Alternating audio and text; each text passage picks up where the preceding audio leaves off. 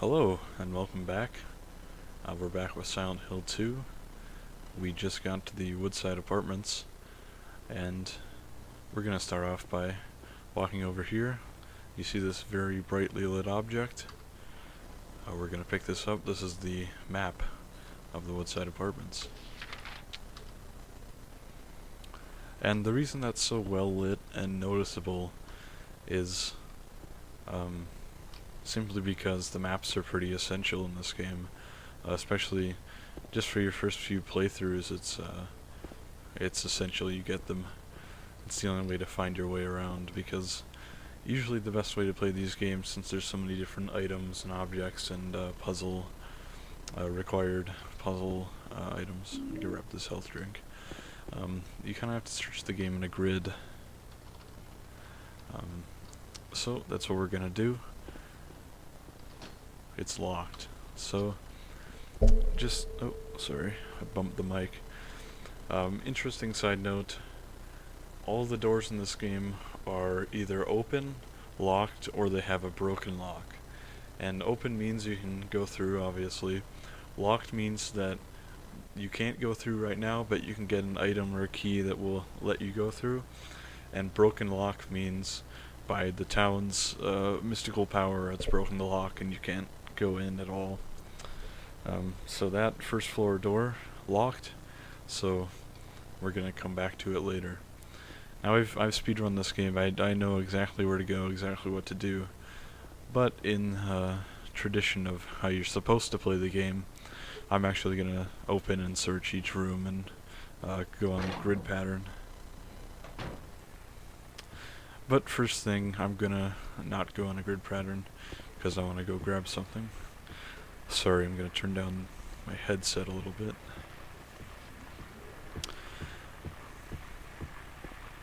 Lying figure. Hey buddy. So I'm going exactly where we need to go right now, just because it'll make seeing and exploring the rest of the apartment much easier. You'll notice this room is pretty well lit. That's because you walk forward. Look at that. Nice flashlight. And before I pick that up, I want to make a note of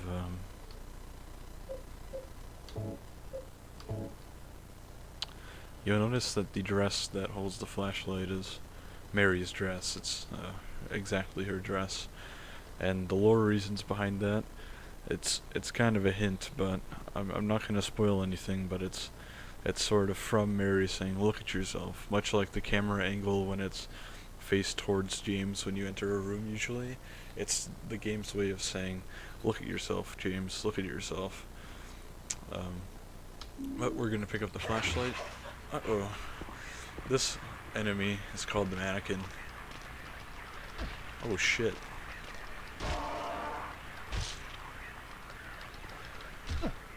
And just so you know, when I do that stomp thing, it's the only way to ensure an enemy's dead. So you could do that with every enemy. The mannequin, I would sit here and explain it for 5 minutes like I did with the lying figure, but it's really simple and it's really easy to figure out. You know, it's literally sexy legs in a tight outfit, flipped upside down. So it has two asses and two pussies. I mean, the sexual imagery is very, very overt, and I personally think it's one of the less interesting designs in the game, just because it's so out there. It's so overtly sexual, and it's you know, it's actually a decent design as far as monster designs compared to other games go, but in this game, it's probably the most bland design. Still pretty interesting, but has less depth than the others. Just a small detail you can kind of see here, but the one side that it stands on has ballerina point shoes, and the other is there's no feet, no hands, anything. So this room seems to have been owned by someone who sews or does things. Sorry about that little red icon in the bottom right corner. I will make that go away. I just noticed my status. It's red and blinking because I'm very hurt. We'll drink a few health drinks and we're back in tip-top shape, so that little health icon goes away. And there's a sewing machine there. Can't really examine it. There's nothing that looks to be of use. Yeah. This room, besides the flashlight, there's nothing in it really. But you get to see for the first time, this is the general apartment layout. Most of the apartments in here have the same layout, same wall texture and everything. There's a big mallet there for some reason. Mary's dress. Oh yeah, you can actually interact with it. Just a mannequin, but these clothes. So most people don't actually interact with this after they pick up the flashlight. So unless they're very astute and remember looking at the picture earlier, this is generally on your first or second playthrough, you're gonna miss this completely. And that's this room. I believe that's room 205. Just gonna show you for the first time our map on here. And you'll see there, James, like I was saying earlier, James really likes to draw all over the map to the point where he'll even draw lines in the room to show the boundaries and everything. And those little blue doors are meant to be doors. You can't go through most of them, but... So now that we have the flashlight, we're going to go a Silent Hill tradition, and we're going to go along the map in a grid pattern. So walk up here.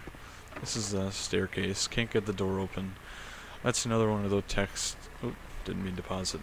Another one of those texts just means you can't go through here. Oh, we can go in here.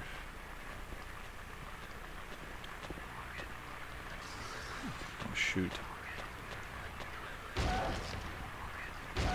I think he was trying to juke and jive me there. That was some high-tech moves.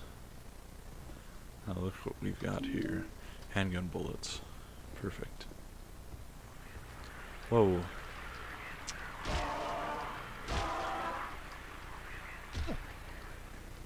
We got a weird camera angle there. This closet serves no purpose other than to hold this ridiculously sexy monster. Little bathroom. Nothing in here. Now, I'll just spoil it for you right now. This apartment has no essential items, no key items, nothing like that. But, in the sake of exploring and showing you the whole game, I wanted to go in here. It's got quite a bit of handgun ammo.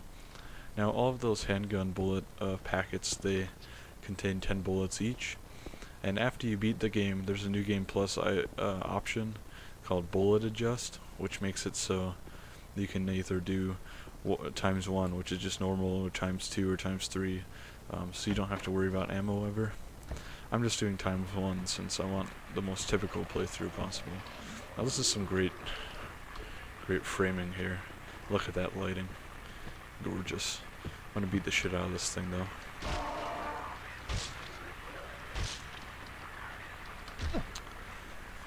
Now you can kind of see some blood effects. I can't open it. The lock is broken, so we can't go that way. This is a weird room because of, instead of being in the hallway, on the hallway sides like most, it's just straight ahead, but we can't enter it. We're gonna juke around this guy. Beautiful. I'm gonna save it quickly. Whoa. The camera angle was changing on its own there. Now we walked past this before, but so on the map this is showed as a room, but the doorway is filled with concrete, and how exactly this works, if the whole room is filled with concrete, I have no clue. But it's a really interesting way of, you know, showing that the room is blocked off. I'm gonna try this room, broken, and I'm gonna run past this because I'll come back in my next, when I turn around here. But this room is locked, we'll be going in it very soon. Another concrete room, and locked. Now that's the fire exit. We're gonna visit it pretty soon. But we're gonna run back down here and check out this room. This is the laundry room. Just a normal washing. Alright, that static's getting pretty annoying, so...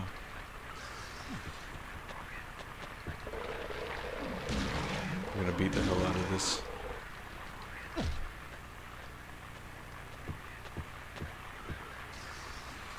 Damn. Those are some moves, I just juked right around that thing. Okay, I'm just doing that to get the static to go away, because it gets pretty annoying after a while. But, back to the washing machine room. I got some graffiti that says Dragon, ACLR, just random things. Nothing of importance. Nothing of interest. A normal washing machine. So, but there is something of interest right here. There's a trash chute. There's some kind of strange garbage stuck in the hole. I've always found that funny, that James will look down the garbage chute and point out that there is strange garbage, as opposed to normal garbage, I guess, but I suppose it's pretty strange to have a garbage bag that's completely duct taped shut, because if you have to duct tape your garbage shut, you have to wrap a roll of duct tape around it. It's probably containing something that is embarrassing. So here's a pretty interesting little gated off section, weird fencing. This is obviously not man-made, it's the town's creation. We're going into the famous room 208. Room 208 is, you can probably hear in the soundtrack. I'll be quiet so you can hear it for a second, but...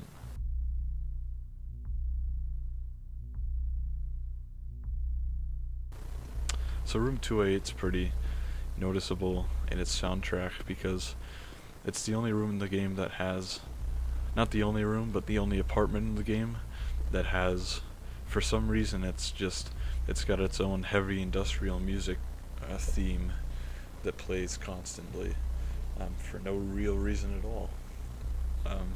But it's just to add to the atmosphere. It's pretty interesting. There's a picture of a cathedral on the wall here. Interesting to note, it's very similar in design to the church in Homecoming, and it's actually based off a real church. I can't remember what it is right now, but it's Saint something Cathedral. I think it's in Italy. I'll put a picture of that up. This note, it must be from the person who lived here. 3 needles stand of 3 different heights, the fat, the tall, and the thin.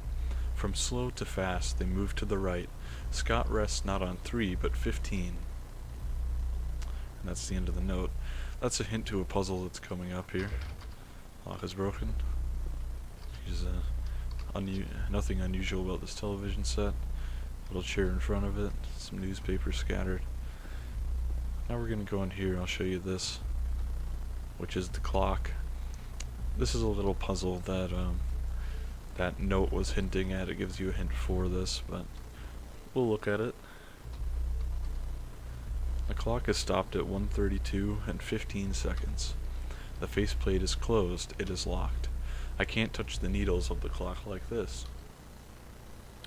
So that hints a little bit to what we're going to do, but we have to move the time on the clock. There's writing on the clock. The scars from the past shall remove the nail that stops time. Will you push the clock? Let's try it out. Now James is a pussy, so he can't actually move this. No matter how hard I push, it doesn't move. It's like it's stuck to the ground. It's actually not stuck to the ground. There's a nail sticking into the bottom. Oh, this is what I wanted to point out. In the first episode, but I didn't have the flashlight. This is a PC-only bug, which is that for some reason, if you're very close to an object or an enemy, your flashlight will shine out the back of you. Excuse me, why this is, nobody knows. It's a bug that not even modders can fix. Even the HD collection, I think they use some PC code for the flashlight, and it creates this bug sometimes as well. Why it happens, I have no clue. But it doesn't illuminate the area, it's just certain objects in front of you, or if you get really close, so I don't mind the bug too much. What's this? Henry Mildred Scott. And those, oops, Those are marks, of course, that resemble arrows, and those will direct us to the clock. But, like James said, the clock face is locked, so we're gonna have to go find a key. Now we've seen every room here on the second floor, so in keeping with the theme of grid searching, we're going to head upstairs to the next floor, which, if you're not very good at math, is the third floor.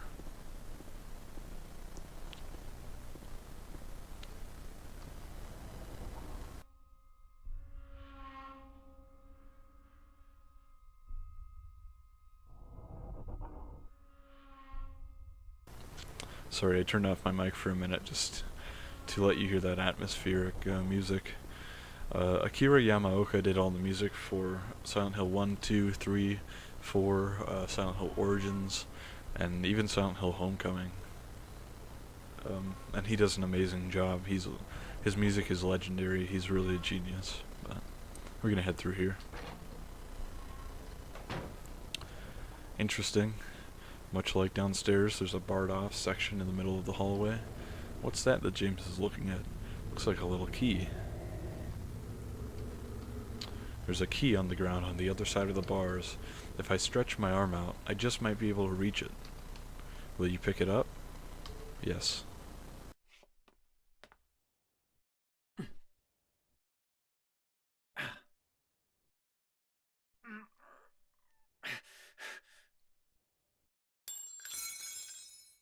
Ow!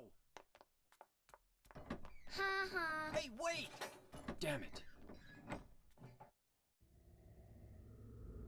So that's our introduction to that little girl. She kicked the key away, and we'll talk about her later when we meet her again. I can't reach it no matter how far I stretch, but who's that kid? I always find this hilarious because he's holding a very long wooden plank that he could have obviously used to pull the key in, but again, James's decisions are very bizarre. But he's obviously smart. He solves a lot of the puzzles in the game with relative ease, so he's just a weird guy. Room 302, locked. Well, not locked. Broken lock. Now we're gonna check this. Lock is broken. So, into room 301. And what is this? Bullet casings all over the place. Bullet holes riddling this poorly decorated room. And what is this? A shopping cart with a handgun. I got the handgun. So this is a pretty interesting little image. There's obviously riddling the wall are bullet holes and a shopping cart surrounded by shell casings holding a handgun. And it was stated in the Book of Lost Memories, this is the developer's way of satirizing how easy it is to buy a gun in America, the shopping cart and everything. It's a way of saying, just like how you can go to the store and, pick up some cereal, throw it in a shopping cart, you can grab a gun as well. Pretty interesting. I'm pretty sure it's the only, really political commentary in any of these games, but I'm gonna save my handgun ammo, so I'm not gonna switch to it now.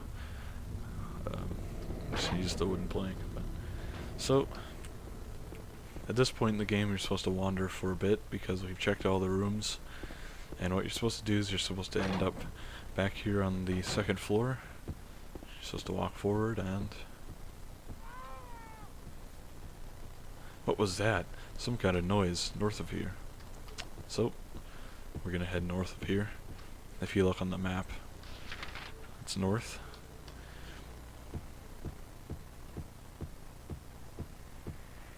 We can hear some radio static, but there's no enemies. Or are there? This is our first appearance of our very good friend Pyramid Head. And I'm just going to turn off my flashlight for a second so you can see he has his own red glow. He glows faintly red here for some reason. He has his own light, and I think that's really, really creepy and appropriate. Some static going on. What is that? Uh-oh.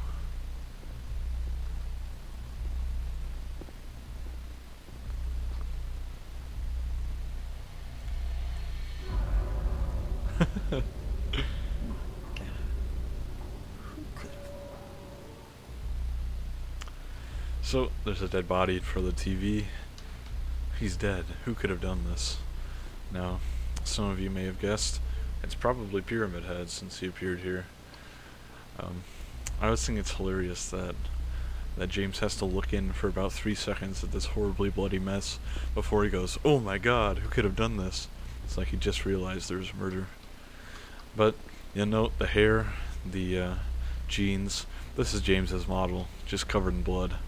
And basically it's because all of Silent Hill, it's a projection of James's psyche. And James, probably not a big fan of himself. But we'll see James turning his head because got a key to room key 202, which I guess Pyramid Head just set on the bookshelf there for us. And there's nothing here. Pyramid Head has disappeared.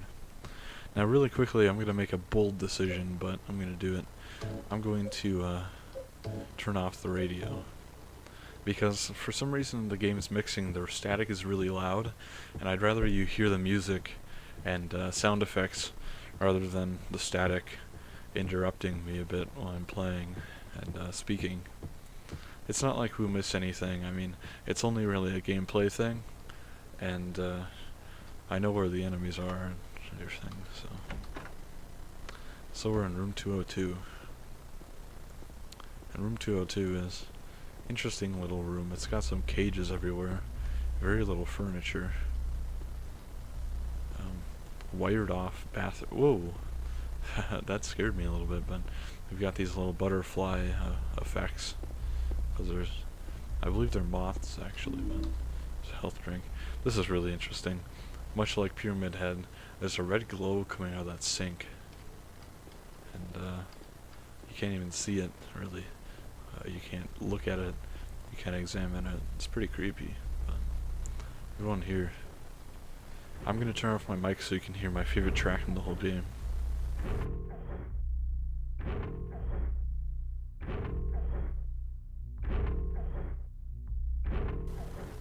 So you can hear that.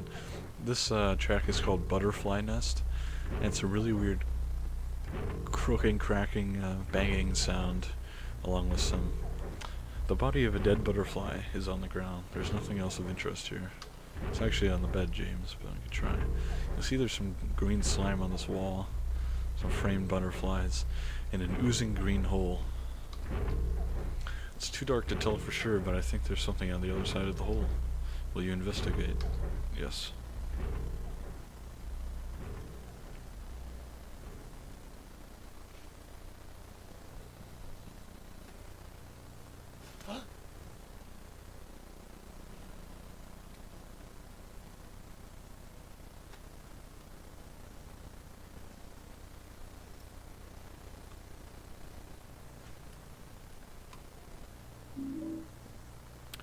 I got the clock key. So, very interesting fact. Again, weird decision by James. He doesn't use the wooden plank to reach in and grab the item. He just does it with his arm. And obviously he jumped, so there's something on the other side that's, you know, squirming or moving or grabbing or something. Which, on the, when you have a controller, it vibrates very strongly when James jumps there. And then there's a very slow, constant humming vibration when he reaches back in, which is really interesting. This is a weird slime hole. What it is, I don't know. But we got the clock key. So, we're gonna head back.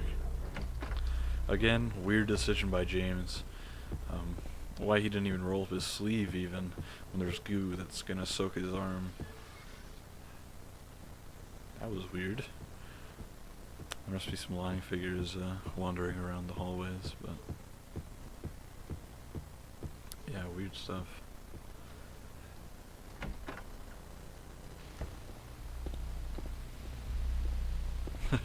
I like that Pyramid Head took the time to turn the TV on just to make it scarier. But we're gonna scroll over here. I'm gonna use a health drink really quick, and then the clock key. So we opened up the clock. Now the Henry Mildred Scott thing tells you where the arrows should go. And Henry represents hours, so you know where the hours hand goes. Mildred means minutes, and Scott means seconds. You can't move the seconds wheel, just the hours and minutes, but I already know the solution. On every difficulty, it's always 910. You'll hear clicking, which means we got it. And now we're gonna push this out of the way, because the nail should have moved. And there's a little hole. And James is gonna squeeze through this hole.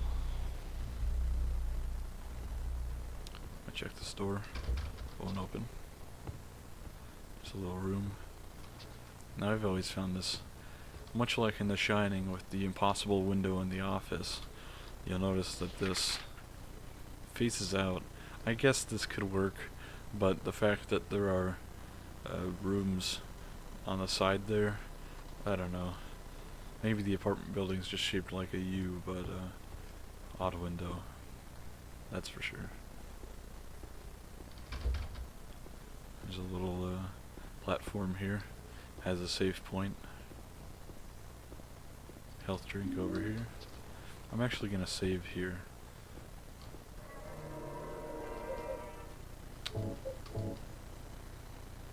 Checking hard disk. Alright, apartment building, second floor. Data 13. I've actually played this game around 20 times, but I've played it multiple times on the PS2 and on here, and I had to wipe my data on here when I downloaded the game. I uninstalled, and for some reason that deleted my saves, which is fine, but so I've played it more than it looks. It's locked. So I think we can come through here later, but we're not gonna. It's just a side path. We're actually gonna head up to the second floor, or, excuse me, third floor. I lost my ability to count. But I can count enough to know that that's a lot of handgun bullets that we have. This door locked. You got some monster noises up here. There's a very sexy lying figure.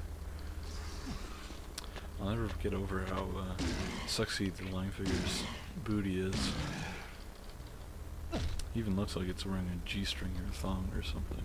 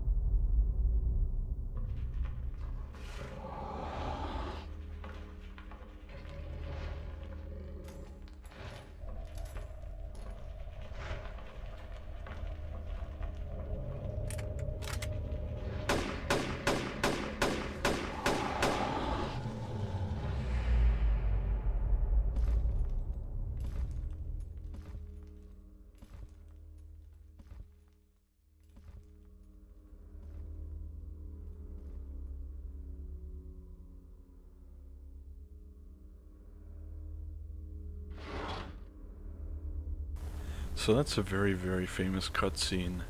It's kind of our formal introduction to Pyramid Head. Let me turn around here and grab this key, courtyard key. But it's very famous as it looks like Pyramid Head's kind of raping these two mannequins here. Which, if you rewatch If you rewatch it, if you want to rewind, he's actually not, there's no moaning sounds, there's no thrusting or anything. He's just, it seems like he's trying to shove these two mannequins down into the garbage disposal of this thing or something. He's doing something. He's wrestling them, he's, giving them, I don't know. It's really weird. But upon further review, most people believe it's not actually rape. It's nothing like that. Here's a landscape of the area.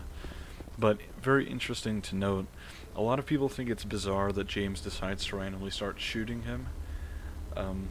But it is explained by the fact that if you watch near the end, Pyramid Head with his left hand grabs or reaches into a hole on his mask, and then he reaches out his right hand and kind of turns his head and sways around. That's generally thought to be him. It's how he senses things, because obviously he can't see very well with his mask. He does have a slight hole on the left side of his mask, which he likes to put his hand in or plug, and then he'll search around a bit, whether he's trying to hear or whether I don't know what he's doing exactly, but it's his way of sensing things, and it seems that he picked up on James's being there. So James grabs the handgun, shoots him a few times, and obviously he staggers, he groans in pain, but it doesn't seem to have affected him too much. He just kind of turns around, shrugs it off, and walks out the door. Very strange. Here's some more landscapes, nothing remarkable or anything. Some kind of strange landscape. But yeah, very interesting cutscene. I'm actually going to cut the video here very quickly because we got another one of those graphical glitches, this time with Pyramid Head. But we'll be right back.